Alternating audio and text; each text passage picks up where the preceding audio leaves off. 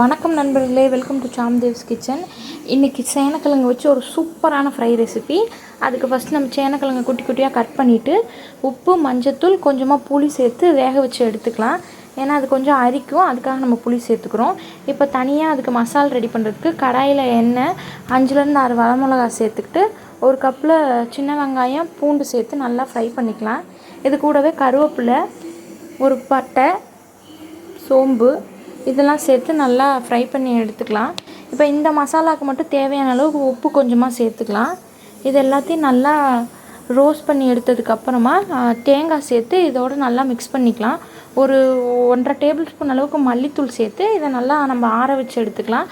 அப்போ தான் இதை நம்ம அரைக்கிறதுக்கு கரெக்டாக இருக்கும். இப்போ ஒரு கடாயில் எண்ணெய் சேர்த்து சோம்பு சேர்த்துக்கலாம்.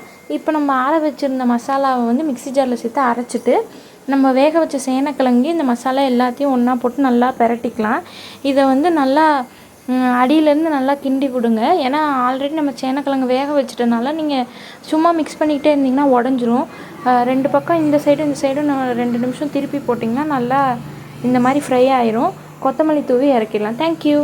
சட்டுன்னு ஒரு 1 பாட் சாம்பார் ரெசிபி. அதுக்கு ஃபஸ்ட்டு பருப்பு, 2 தக்காளி சேர்த்து வேக விட்டு எடுத்துக்கலாம். இப்போ அதுலேயே வந்து கட் பண்ண முருங்கைக்காய், உருளைக்கிழங்கு சேர்த்து பெருங்காயத்தூள் சேர்த்துக்கலாம். இந்த சாம்பாருக்கு தேவையான அளவு உப்பு சேர்த்துக்கலாம். இப்போ நம்ம வந்து புளித்தண்ணி சேர்த்துக்கலாம். அது கூடவே வந்து 2 டேபிள் ஸ்பூன் சாம்பார் தூள் சேர்த்துக்கலாம். இப்போ இதை எல்லாத்தையும் ஒரு கலந்து விட்டுட்டு நம்ம மூடி போட்டு ஒரு விசில் விட்டு எடுத்துக்கலாம். அதுக்குள்ளே காய் நல்லா வெந்துடும். இப்போ நம்ம தாளிச்சுக்கலாம். அதுக்கு பேனில் எண்ணெய் வச்சுட்டு வெந்தயம், சீரகம் சேர்த்துக்கலாம். கருவேப்பிலை, சின்ன வெங்காயம், வரமிளகா இதெல்லாம் தாளிப்புக்கு சேர்த்து நல்லா வதக்கிக்கலாம். இப்போ நம்ம நல்லா வெங்காயம் வதங்கினதும் இதை சாம்பாரில் சேர்த்து ஒரு கொதி வந்தோடனே நம்ம இறக்கிக்கலாம்.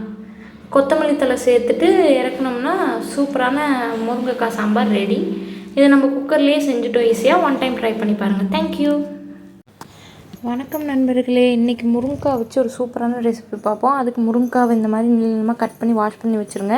ஒரு மிக்ஸி ஜாரில் ஒரு 5-6 பூண்டு, தேங்காய் கொஞ்சம், அது கூடவே கொஞ்சம் சோம்பு, அதுக்கப்புறம் காஷ்மீரி சில்லி பவுடர், குழம்பு மிளகாய்த்தூள் ஒரு 2 டேபிள் ஸ்பூன் போட்டு நம்ம அரைச்சி தனியாக எடுத்துக்கலாம். இப்போ கடாயில் எண்ணெய் சேர்த்துட்டு சோம்பு கொஞ்சமாக போட்டுட்டு கருவேப்பிலை, சின்ன வெங்காயம் நல்லா சேர்த்து வதக்கிக்கலாம். இது நல்லா வதங்கட்டும். இப்போ நம்ம வாஷ் பண்ணி வச்சுருக்க முருங்கைக்காயை இதில் நம்ம ஆட் பண்ணிக்கலாம். இப்போ முருங்கைக்காவோடு சேர்த்து நல்லா மிக்ஸ் பண்ணி விட்ருங்க. இப்போ தேவையான அளவு உப்பு சேர்த்துக்கலாம், மஞ்சத்தூள் சேர்த்துக்கலாம். இப்போ இது எல்லாத்தையும் நல்லா கலந்து ஒரு 2 நிமிஷம் அந்த எண்ணெயிலே நல்லா வதக்கிக்கலாம். இப்போ நம்ம அந்த அரைச்சி வச்சுருந்த பேஸ்ட்டை சேர்த்து இதையும் நல்லா கிளறி விட்டுக்கலாம். இந்த முருங்கைக்காய் வேகிற அளவுக்கு தண்ணி சேர்த்துக்கலாம். 1லேருந்து ஒரு 2 கிளாஸ் அளவுக்கு தண்ணி சேர்த்து நல்லா வேக வச்சுக்கலாம். இப்போ நல்லா கொதிக்குது பாருங்கள். நல்லா இந்த தண்ணியெல்லாம் சுருண்டி நம்ம வந்து நல்லா கிரேவி மாதிரி எடுக்க போகிறோம். இப்போ வந்து நல்லா பார்த்திங்கன்னா உங்களுக்கே தெரியும், முருங்கைக்காய் நல்லா வெந்து கிரேவி ஆயிடுச்சு. இந்த டைமில் நம்ம கொத்தமல்லி தழை சேர்த்து நம்ம இறக்கிக்கலாம். இது சூப்பராக ஒரு நான்வெஜ் ஸ்டைலில் செம்மையாக இருக்கும்.